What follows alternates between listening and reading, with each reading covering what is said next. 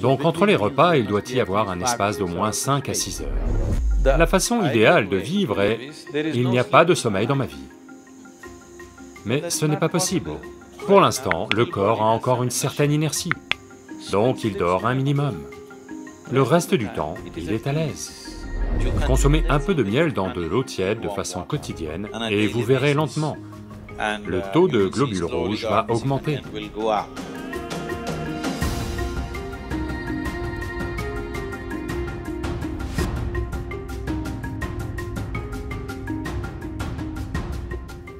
En ce qui concerne la nourriture, l'une des choses les plus importantes dont vous devez être conscient est, à un certain jour, quand vous mangez un certain type de nourriture, quoi que vous mangiez, vous devez consciemment constater à quelle vitesse ça se digère et devient une partie de vous-même.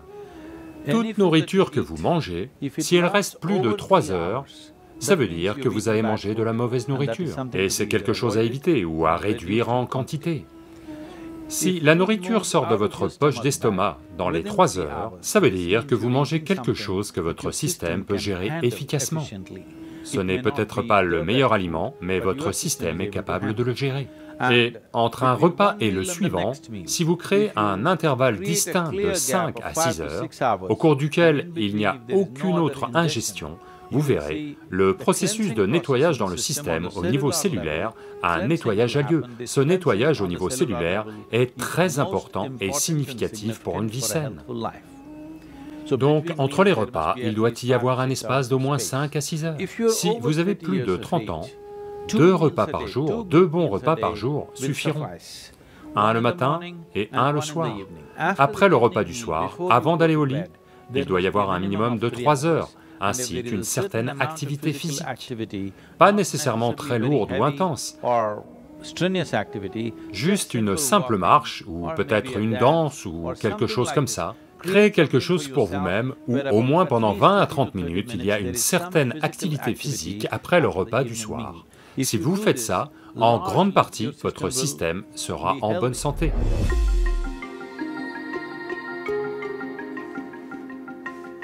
L'anémie veut dire qu'à un certain niveau, le sang a perdu son fer. Ça veut dire que vous avez perdu votre force, d'accord? Vous avez perdu la force dans le corps, vous vous sentirez épuisé, simplement épuisé pour rien. Parce que quand il n'y a pas la quantité requise de fer, votre capacité à transporter l'oxygène à travers le corps est amoindrie.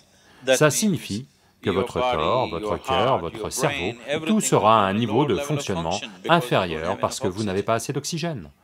Donc, augmenter l'oxygène dans le sang est l'une des choses importantes parce que la santé du corps et le degré de facilité avec laquelle il se régénère dépend d'un niveau élevé d'oxygène dans le sang. Et cette capacité va diminuer. En particulier, les femmes doivent faire attention à ceci, à cause du processus biologique. Leur taux d'hémoglobine peut baisser et leur capacité à transporter l'oxygène dans le sang va diminuer, ce qui les rendra inutilement épuisées et paraissant inintelligentes et... Oui, si le taux de globules rouges est faible, vous vous sentez bête, parce qu'il n'y a pas assez d'oxygène dans le cerveau et qu'il ne fonctionne pas comme il devrait fonctionner, le corps comme le cerveau. Donc, pour prendre soin de ça, l'une des choses simples est de consommer un peu de miel dans de l'eau tiède de façon quotidienne. Et vous verrez lentement le taux de globules rouges va augmenter. S'il y a plus d'oxygène dans le sang, soudain vous ressentez une poussée d'énergie, soudain tout est actif, le système de rajeunissement dans le corps est en montée, les cellules mortes sont remplacées rapidement, le niveau d'inertie que vous ressentez dans le corps est beaucoup plus faible, le niveau d'énergie que vous ressentez dans votre mental est beaucoup plus faible.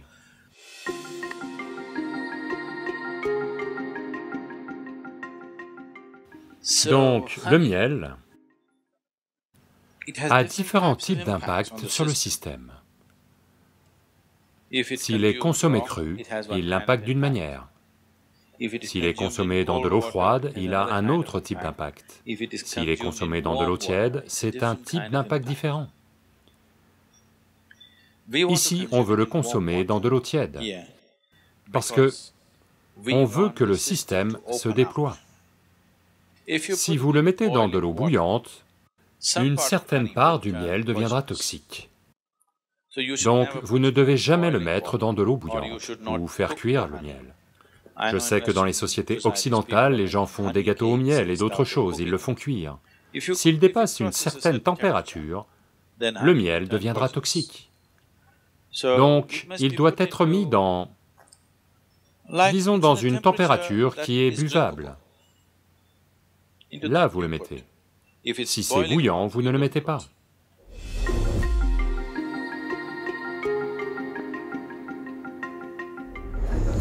Voyez, le sommeil n'est pas une nécessité dans la vie. Ce dont le corps a besoin, c'est de repos. Le sommeil est juste une forme de repos. Beaucoup de gens se mettent à penser, au Tamil Nadu, si quelqu'un dit « ça veut dire qu'il dort ». Pas nécessairement, vous pouvez vous asseoir et vous reposer, n'est-ce pas? Oui. Vous pouvez être debout et aussi vous reposer. Vous pourrez, si vous restez debout, n'est-ce pas une sensation de repos? Vous êtes debout, si vous vous asseyez, n'est-ce pas une sensation de repos? Il y a de nombreuses façons de se reposer. La chose la plus importante est que repos veut dire que vous changez l'équation énergétique. Ainsi, la consommation est réduite, la production continue au même rythme. Donc, au bout d'un certain temps, vous vous sentez rajeuni, car la consommation a été réduite. Essentiellement, vous gérez l'équation énergétique.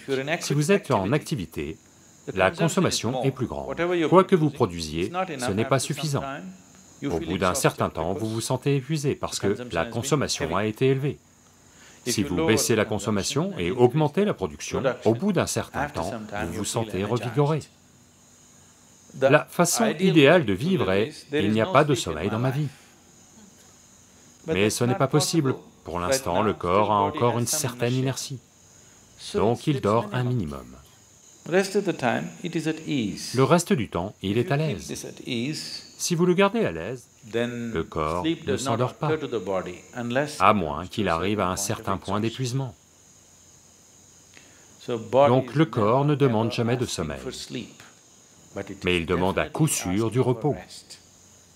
Si vous ne savez pas vous asseoir ici de manière reposante, il essaiera de se reposer, comme cela. Si vous pouvez vous asseoir ici totalement à l'aise, il restera assis pendant des heures, sans s'endormir. Autrement, c'est la seule manière qu'il connaît pour se reposer. Si vous êtes assis ici, là maintenant, une chose simple que vous pouvez faire est de vous asseoir, vous venez vous asseoir ici. Juste déplacez votre attention du haut de votre tête jusqu'à vos orteils et voyez si tout est relâché, détendu et à l'aise. Ou êtes-vous assis comme ça? Amenez juste celui-ci à un état d'aisance, autant que vous pouvez. Tout n'est pas à votre niveau conscient. Autant que vous pouvez, consciemment, gardez-le à l'aise. Vous verrez soudain, si vous êtes du genre à vous endormir à 22 heures, si vous vous asseyez simplement ici à l'aise, vous verrez que votre sommeil sera repoussé d'une demi-heure. Vous n'aurez pas sommeil à 22 heures. Naturellement, vous êtes éveillé.